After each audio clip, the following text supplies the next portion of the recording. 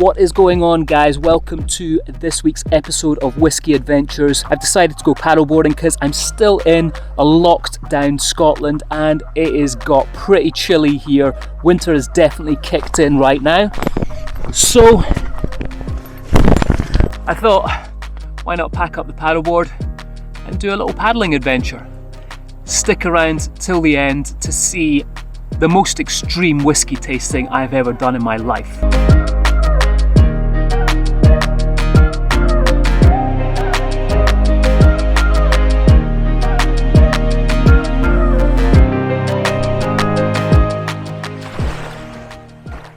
You're probably thinking right now, Mitch, what are you doing? I tuned into your channel to get some whiskey knowledge. My bum is getting absolutely soaking here. Alright guys, so you probably tuned in thinking, why is Mitch going to be talking about paddleboarding and not whiskey?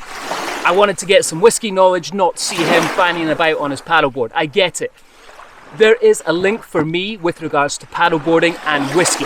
I'm going to explain.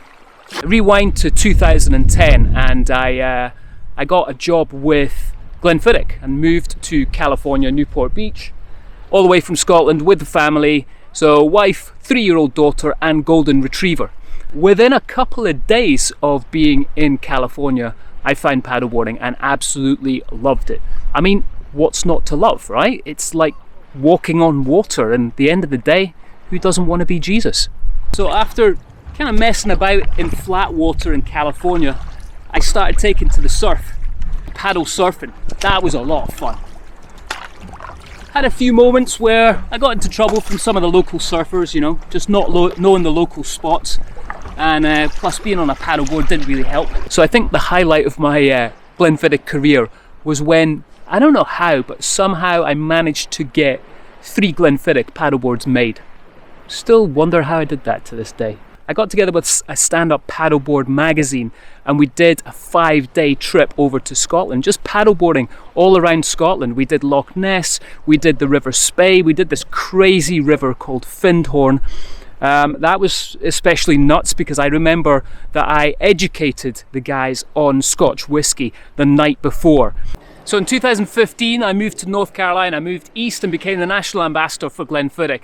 Still carried on paddleboarding. However, the waves were a little bit, let's say, crap in North Carolina. Very similar to what they are in Scotland. So I changed pace a little bit. Literally, I started paddleboard racing. Got in with this crew that kind of taught me the ins and outs of paddleboard racing. I entered quite a few races. First one, I think I came 19th. And I actually won one, which was kind of cool. I beat this guy. Check the size of him. He was called Baby Giraffe. So I was pretty happy that I beat him. Here I am back in Scotland, and I tell you something, when I came back to Scotland, I pulled my paddleboard out and people looked at me like I had 3 eyes. It was pretty funny. Now, however, it is so popular here. My proudest moment with regards to paddleboarding came last year where I decided to do the Great Glen Challenge. Essentially paddleboarding across Scotland, so that is 66 miles over 2 days. I completed it after 19.5 hours on my paddleboard. The second day was absolutely grueling, to say the least. I've got my mate Joe coming along today, and we actually did the race together, so we're going to chat about that a little bit, and then we're going to get on to some whiskey.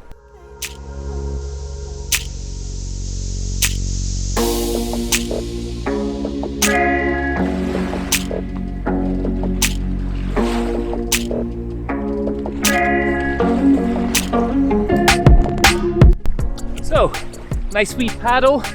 Joe has just arrived. Hey Mitch! What's up, buddy? How you doing, man? Good, man, you? Good. What You a ready day. for this? I'm absolutely ready. I brought some whiskey down. We're going to do a whiskey tasting in the water. All right, there we go. But normally we don't, or we try not to go in the water when we paddle because it is Scotland and it's absolutely Baltic. But today we're going to change all that. At the temperature today, 2 degrees centigrade, snow warning. Alright guys, so here we are in the North Sea. It's absolutely Baltic, so we're going to have something to warm us up. little bit of whiskey. No more paddleboarding, just whiskey drinking now. The sun's going down.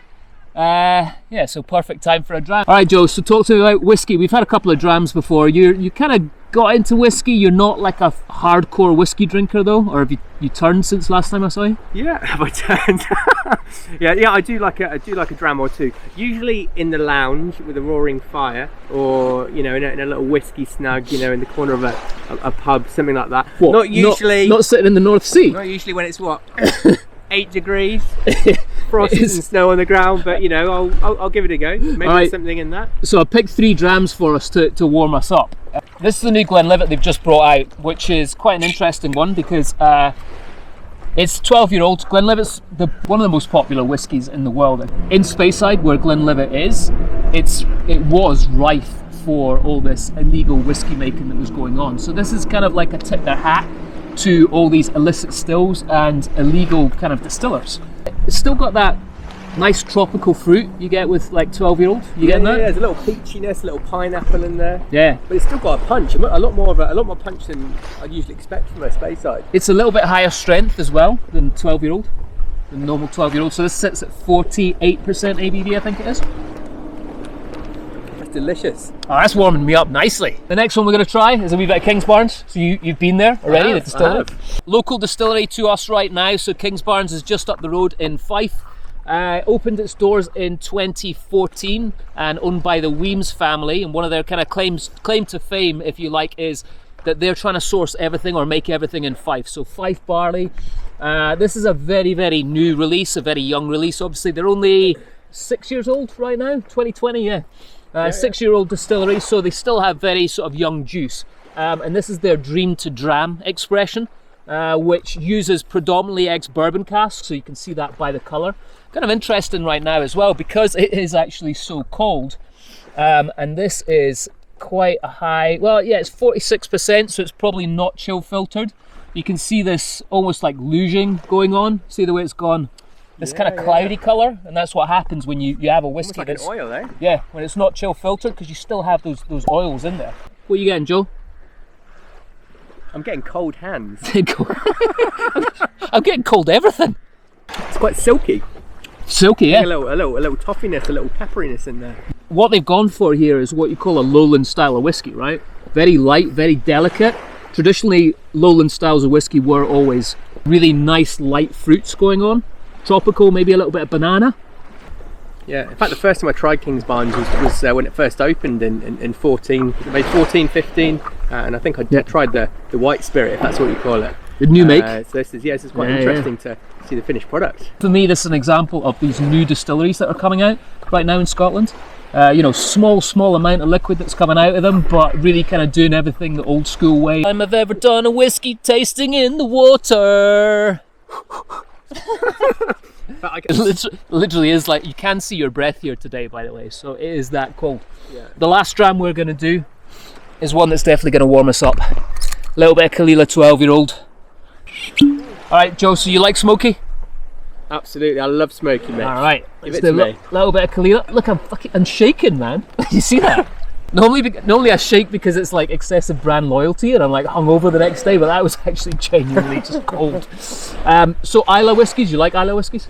You a fan? I do, I love Islay whiskies, and the whiskey, any whiskies from that part of the world I'm a big fan of actually. Some of my favourites. This is owned by Diageo, so I used to work for Diageo back in the day. One of my best memories of Kalila is sitting on a yacht docked outside the distillery, drinking it while watching it being made. Which is kind of, this reminds me of Frazzles. You know the crisps? I do, yeah. Frazzles. Yeah. I love Frazzles. So give us a taste and think about Frazzles. Now we've got some smoke going on. Kind of crazy. Yeah. It's almost like you're sitting in front of a peat fire or something. Right? Was that face that you liked it there, or it was? disliked it? These are my favourite whiskies. So when do you like smoky? I think when I was first introduced to whiskey, it was the punchy, smoky whiskies that I first tried actually, and they've stuck with me. A lot of people go the opposite way, right? If they have a really smoky whiskey to start off with, then they get put off Scotch whiskey for life because they think that's what all Scotch whiskey is like. Yeah. Alright guys, we're going to go ashore because it's absolutely Baltic now. Drinking whiskey in the North Sea, good in theory, but absolutely Baltic in real life. So Slanjava. Inside your bar.